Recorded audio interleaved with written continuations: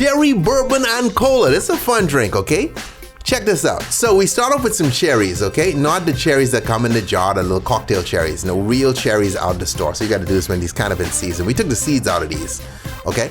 And then we muddle them up, all right? Come behind that with some ice, and then we pour in some bourbon. Beautiful.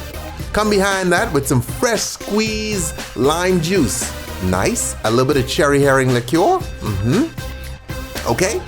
And then we give this a nice little shake, all right? Put some fresh ice in our rocks glass, and we pour in that mix. Look at it.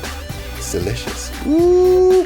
But we don't go all the way to the top. We leave some space, and we add in some Coca-Cola, okay? Some cola. Let me not promote Coca-Cola. Some cola, okay? Put a little lime slice on that. Drop in a real cherry again, and you are good to go. That's your drink. So all you bourbon drinkers out there, give this one a try, okay? These girls can go in and give it a try. But listen, we got all your drink needs covered. So hit tipsybartender.com, type in a drink, make your own little playlist of stuff that you got to make at your next party, okay? Stay tipsy, friends. Stay tipsy.